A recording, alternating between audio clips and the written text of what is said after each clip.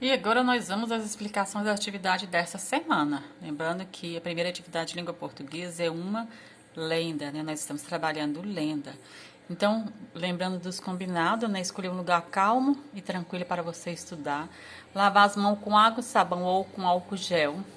Depois que você terminar a atividade, depois que você terminar as atividades, você vai colar ela no seu caderno, tirar foto e estar me enviando essas atividades, certinho?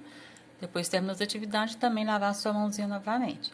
Então, vamos lá, nós vamos ver, né, fazer a leitura dessa lenda. A mula sem cabeça. Houve um pequeno ajuntamento de casas rodeando uma igreja, com noites silenciosas e escuras. Haverá casa de aparição de mula sem cabeça. Dizem que é uma mulher que namorou um padre e por isso foi castigada. Toda passagem da noite de quinta para sexta-feira, ela vai ter uma encruzilhada e ali acontece o encantamento. Depois tem que percorrer 7 freguesias ao longo daquela noite. Freguesia era pequenos povoados no Brasil antigamente. Mas veja, que estranho, mula sem cabeça é só o nome desse mito. Na verdade, de acordo com as histórias que o povo conta, ela aparece como um animal inteiro, forte, lançando fogo pelas narinas e pela boca, onde tem freio de ferro. Nas noites de cumprir sua punição, ouve-se o galope violento, acompanhado de longos relinchos. Em alguns momentos, soluço como uma pessoa quando chora. Ninguém põe o pé de fora da casa nessas noites. Se alguém bastante corajoso tirar os freios de sua boca, o encanto se quebrará. E a mula sem cabeça voltará a ser gente, livre para sempre da maldição que a castiga. Então, isso aqui é uma lenda. Quem escreveu foi Marcelo Xavier, no livro Mitos, o Folclore do Mestre André, Belo Horizonte, né, 1997. Então, nós temos uma lenda. Primeira questão. Segundo texto, como surgiu a lenda da mula sem cabeça? Número 2. Cite 2 características das lendas. Lembrando que lendas são contos curtos, né, histórias que são passadas de geração a geração pela transmissão oral, né? Isso que é uma das características da lenda. 2. Estudamos concordância ou coesão textual. Dentro do texto, a coesão pode ser compreendida pelas relações linguísticas, como os advérbios, pronomes, o emprego de conectivos, sinônimos, dentre outros. Então, retire do texto uma frase onde há pronome que faz essa coesão na frase. Então, você vai procurar lá uma frase, né, em que vai ter um pronome e que vai ter esse pronome vai estar fazendo, né, a coesão, né, a coerência desse texto, certinho? Então, vocês vão procurar, né, um pronome, pode ser um pronome pessoal, um pronome pessoal, um pronome demonstrativo, um pronome possessivo, certinho? Agora vamos para matemática. Escreva por extenso. Então, vocês vão estar escrevendo como se lê esses números, né? Por exemplo, letra A. 223.678.198. Então, você vai escrever, né, como se lê. Por extenso, né? Letra B. 336.732. Letra C. 9.231. 2. Escreva os números ordinais abaixo por extenso. Então, a letra A, 72º, B, 84º, C, 50º, 22º, D, 30º, 76º. 3. Lei descubra o que se pede com números ordinais. A. No registro da escola sou o número 154. Qual é a minha posição em números ordinais? Letra B. Em uma corrida com 249 participantes, fui o último a chegar. Qual foi a minha classificação em números ordinais? Então, você vai estar colocando essa classificação. 4. Reescreva abaixo, trocando os números romanos pelos decimais.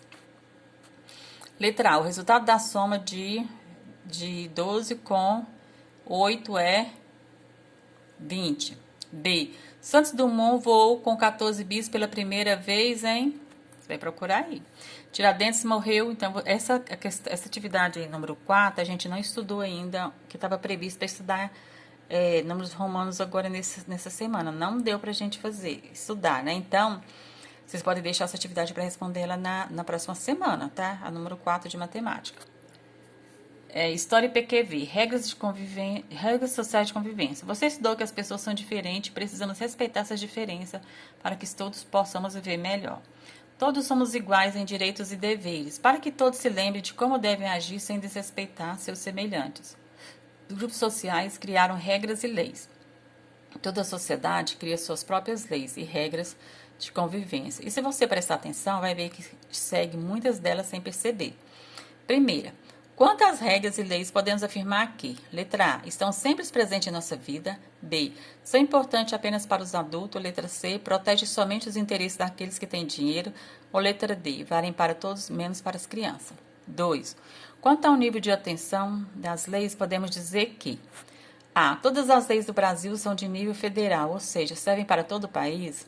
B, as leis têm níveis diferentes. Algumas são municipais, ou seja, são para os moradores de município.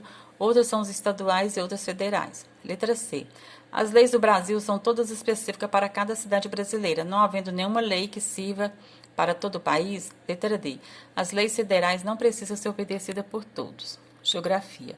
Observe as imagens, lê as informações e faça um X na alternativa correta. Então, nós vamos ter os setores da economia, né? Nós temos o setor primário, que é a agricultura, nós temos o setor secundário, que é a indústria, e o setor terciário, que são os serviços. Então, vamos ver aí a letra A. A imagem 2 representa o setor primário.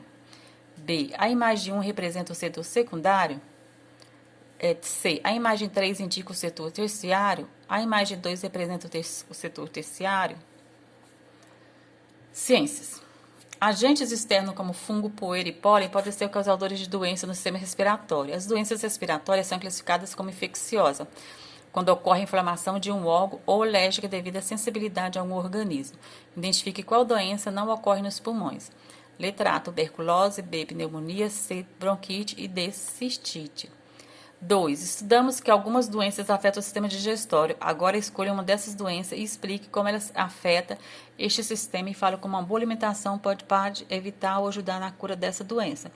Essas questões de ciências também, vocês podem deixar para responder na semana que vem, porque a gente vai estudar na semana que vem. Arte e ensino religioso. Ritos de passagem são celebrações que marcam a mudança de status de uma pessoa no seio de sua comunidade. Os ritos de passagem podem ter caráter social, comunitário ou religioso. Ritos de passagem são aqueles que marcam momentos importantes na vida das pessoas. Os mais comuns são os ligados a nascimento, morte, casamento e formatura. Em nossa sociedade, os ritos ligados a nascimento, morte e casamento são praticamente monopolizados pelas religiões. Já as formaturas não costumam ser em si religiosas, mas frequentemente têm importantes momentos religiosos. O termo foi popularizado pelo antropólogo alemão Arnold van Gennep no início do século XX. Outra teoria foi desenvolvida por Mary Douglas e Victor Turner na década de 1960. Número 2. Cite algumas características do rito. Então, vocês podem retirar aí, né? Ou então pegar no conteúdo que eu passei para vocês. 3. Cite algum ritual presente na sociedade ou na comunidade onde você mora. Por exemplo, casamento, batizado. 4. Agora faça um belo desenho mostrando uma dança popular folclórica ou que você gosta de dançar, como a quadrilha, né? A festa junina, né? É uma dança popular. A catira também é uma dança popular, certinho?